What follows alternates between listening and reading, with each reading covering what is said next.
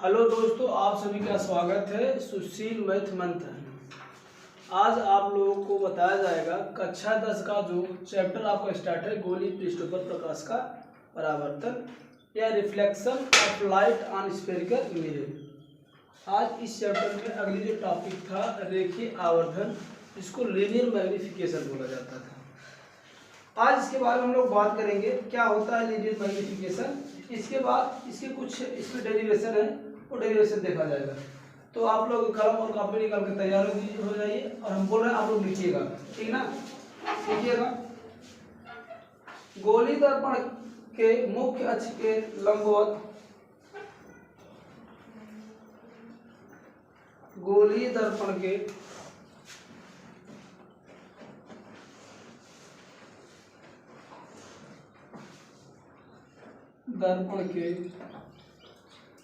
मुख्य अक्ष के लंबवत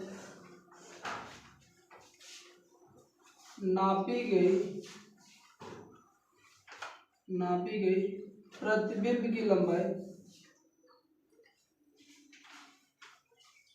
प्रतिबिंब की लंबाई तथा वस्तु की लंबाई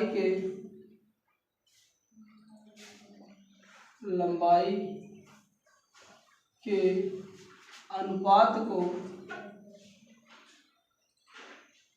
अनुपात को रेखीय आवर्धन कहते हैं। रेखीय आवर्धन कहते हैं।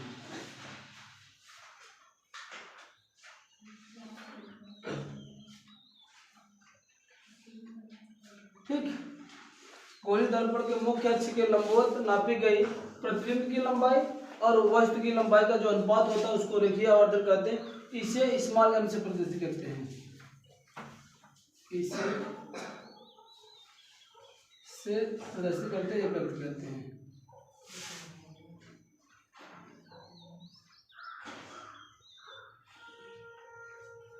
ठीक,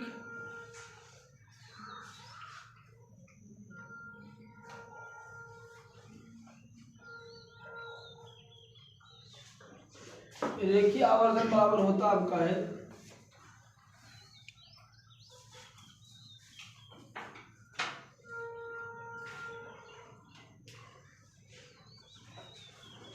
आवर्धन बराबर होता है, इसको m से डिनोट करते हैं। m इज इक्वल टू प्रतिबिंब की लंबाई, अगर हम प्रतिबिंब की लंबाई h माने, यहाँ पर प्रतिबिंब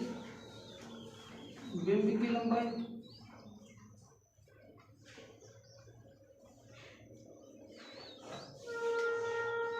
बटे वस्तु की लंबाई,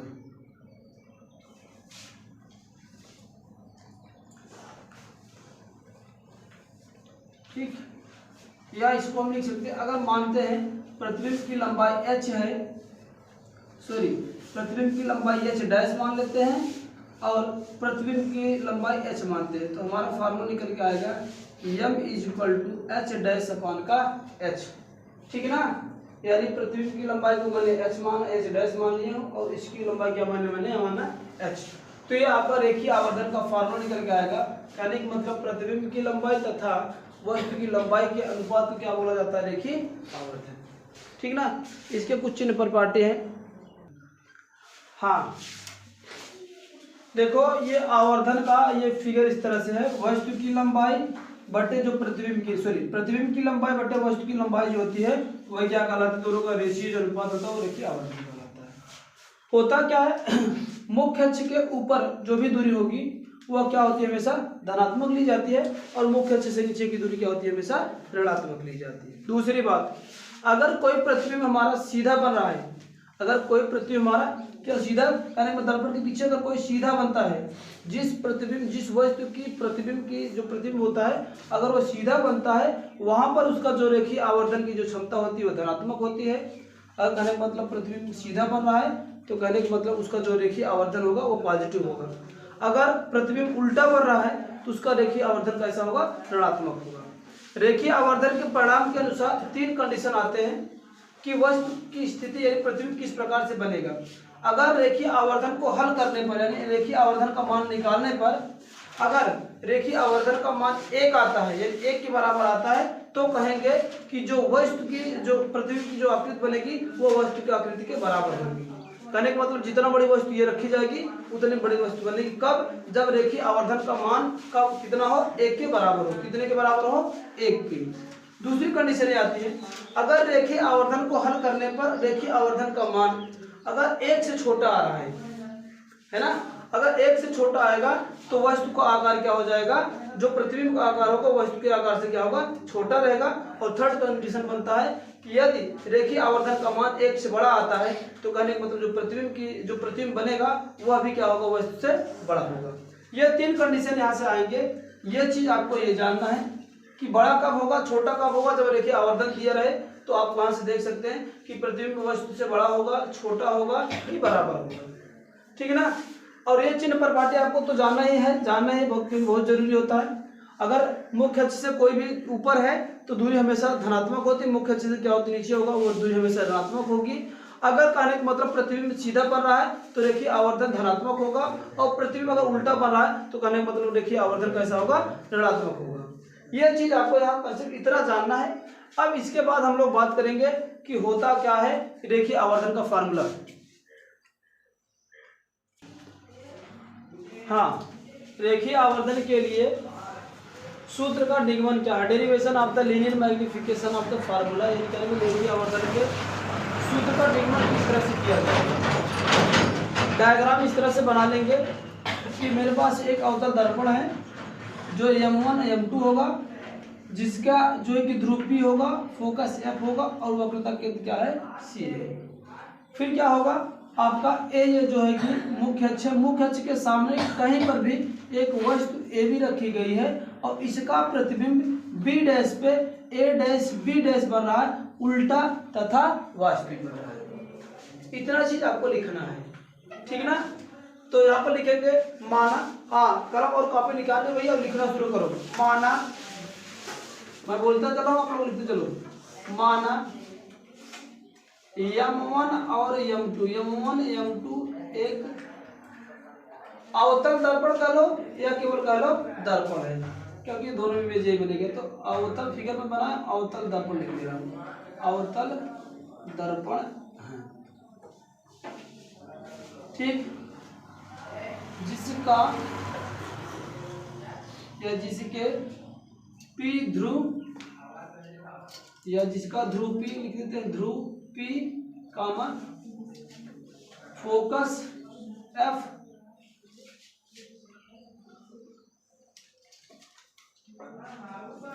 ध्रुव P फोकस F तथा वक्रता केंद्र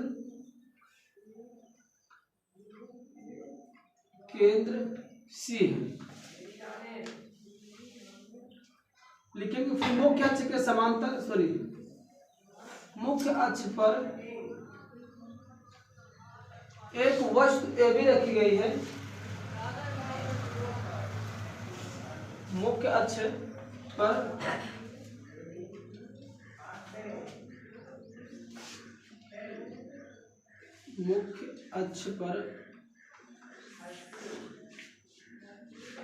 एक वस्तु ए भी रखी गई है, ये ए भी स्थिति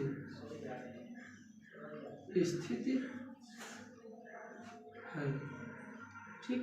लिखेंगे जिसका प्रतिबिंब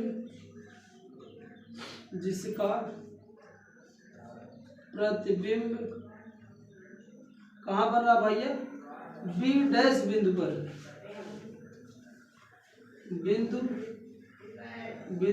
पर कौन सा इमेज है, ए डैश बी डैश कैसा है, उल्टा तथा कैसे बने भैया, वास्तविक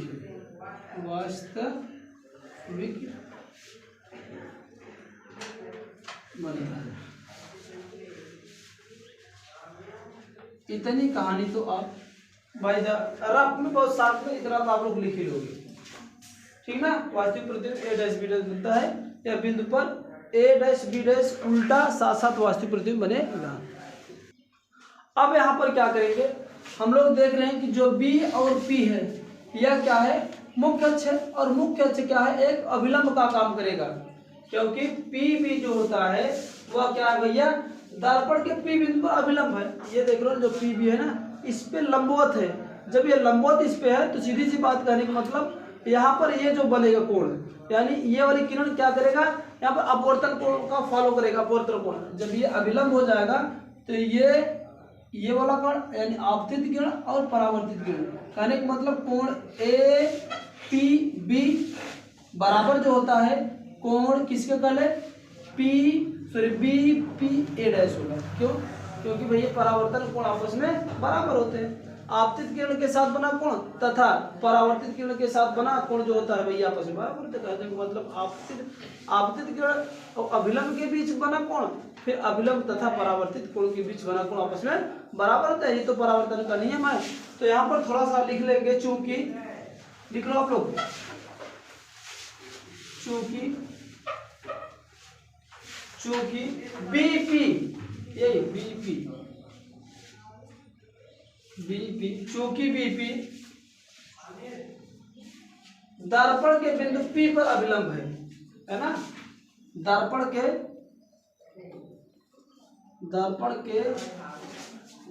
पी बिंदु पर अभिलंब है,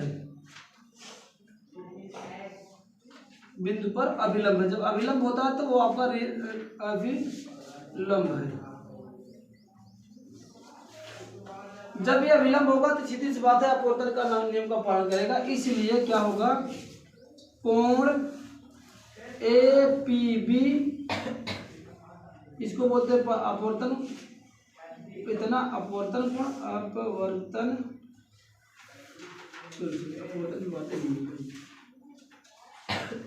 आपतन कोण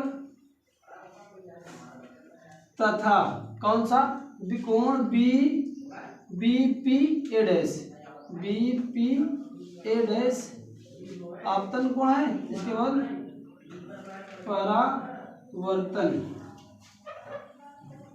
कोण। तो भैया आपतन कोण और परावर्तन कोण है। जब आपतन कोण और परावर्तन कोण है तो कहने का मतलब ये दोनों आपस में बराबर होंगे। तो इसको ऐसे लिख सकते हैं, क्या लिख सकते हैं, कोण ए पी बी बराबर कोण हो जाएगा बी, या ऐसे कर देते ए डैश पी बी, है ना, कहाँ से, परावर्तन के नियम से।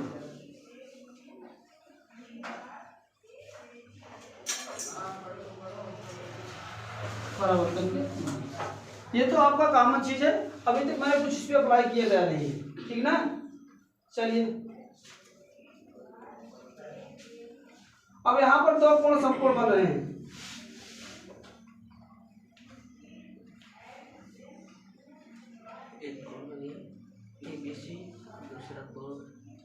ये वाला भाई यहाँ पर वस्तु ये रखी गई, ये वाला कोण, और दूसरा आपका ये बनेगा, ठीक ना। ये कहने का मतलब एक कोण ये है पूरा हमारा पी तक, दूसरा कोण क्या बनेगा, ए डैश बी डैश पी तक।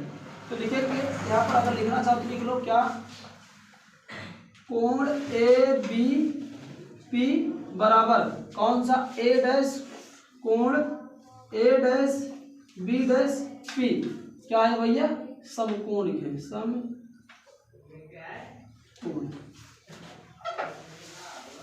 दोनों भाई समकोण है तो दोनों बिंदु आपस में क्या होंगे, बराबर होंगे, ठीक ना। आप चाहते हैं दोनों समकोण त्रिभुज, जब भैया दोनों समकोण हैं, दो कोण समकोण है तो दो त्रिभुज बनेगा, एक ठो ये वाला त्रिभुज बनेगा और दूसरा एक ठो ये वाला त्रिभुज बनेगा। तो इन दोनों को हम लेकर सॉल्व करते हैं, ठीक ना।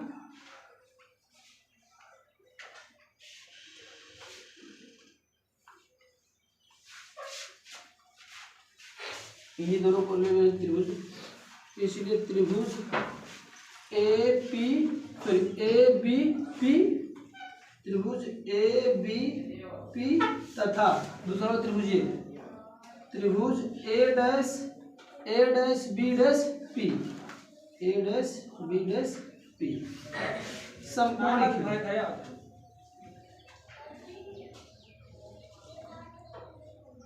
विशाल कार्ड का रखे काकी पता दे, ठीक ना। तो इन दोनों त्रिभुज में क्या होता है, इसका लंब जो होगा यानी ए बी बटे ए डैश बी डैश, यानी इसका लंब बटे इसका लंब होता है बराबर इसका आधार बटे इसका आधार।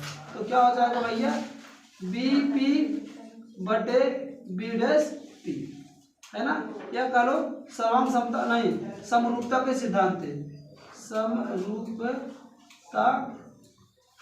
के सिद्धांत, ये नियम,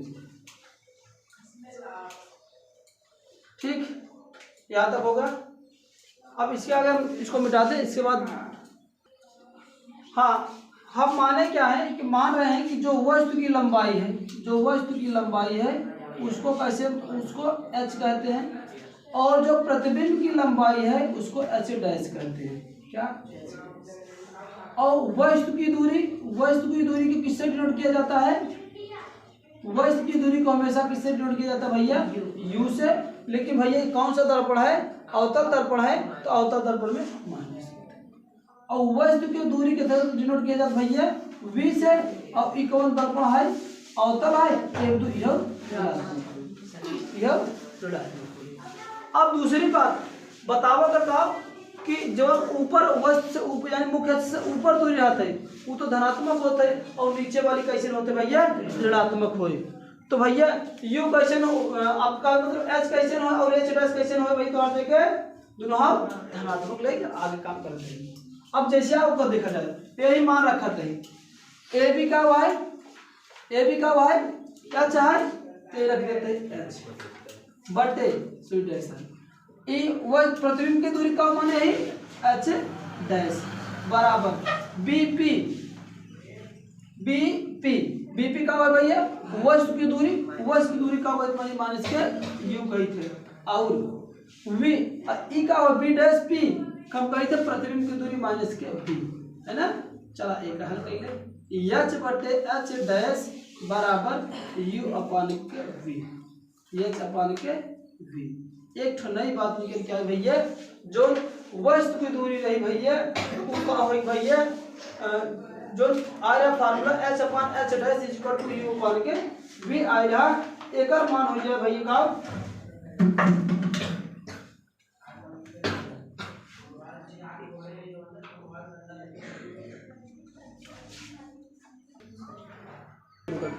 हाँ ये भैया ये जो है कि ऊपर के डायरेक्शन में है तो वस्तु की जो लंबाई होगी वो धनात्मक होगी, और ये प्रतिबिंब नीचे की तरफ बढ़ रहा है तो प्रतिबिंब दूरी कैसी होगी, ऋणात्मक। तो यहाँ पर -1 होगा, इसको समीकरण 1 था भाई, भूल गए थे ना, ये -1 हो गया। तो ये आ जाएगा आपका माइनस का इतना बटे इतना, ये माइनस रिप्लेस कर दो, दोनों साइड गुणा कर दो, तो आ जाए क्या एच अपान का एच डैश बराबर क्या हो जाएगा यू अपान का। अब हम लोग सूत्र क्या जानते थे, यम बराबर हमें मिला क्या था एच डैश अपान का एच, यही मिला था रेखीय आवर्धन, है ना। अब इसको उलट दो, तो यहाँ से अगर मैं इसकी वैल्यू निकालना चाहूँ तो ये आ जाएगा यम बराबर क्या होता है, ये वी ऊपर हो जाएगा और एच क्या यू नीचे हो जाएगा, और इसको एच डैश बटे एच। ये रेखीय आवर्धन का सूत्र आपको आएगा कि u अपान का v v अपान का u आएगा, ठीक ना। सही बोलो हाँ भैया, ये आपका याद आएगा, यहाँ पर माइनस साइन लगेगा क्योंकि एक माइनस था, माइनस का गुणा किया तो H upon H dash equal to minus का u अपान का v हो जाएगा। इसका मान समीकरण हम किसमें रख दे रहे भैया, ये जो हमें रेखीय आवर्धन का मिला था, है ना। तो m बराबर एच डैश अपान एच होता था, तो m बराबर क्या हो जाएगा, रेखीय आवर्धन बराबर होता है एच अपान एच डैश बराबर माइनस यू अपान वी होगा, तो एच डैश अपान एच बराबर क्या हो जाएगा माइनस के वी अपान का यू हो जाएगा। तो यहाँ से निकल का आएगा एम बराबर क्या हो जाएगा माइनस का यू अपान का वी हो जाएगा। ये है उत्तल दर्पण के लिए भैया, यही कंडीशन पूरा होता है, देखिए आवर्धन का सूत्र यही होता है। उसमें कुछ बदल बदल फेर नहीं होता है। लेकिन हाँ, उत्तल दर्पण के लिए जो आवर्धन है वो सदैव धनात्मक होता है तथा उसका जो मान होता है 1 से कम होता है। उत्तल दर्पण भैया एकर मान हमेशा का होता है, सदैव धनात्मक होता है, लेकिन एकर मान का होता है 1 से हमेशा कम होते हैं। ठीक है ना? तो आपको पूरा पारा पे लिख जाए।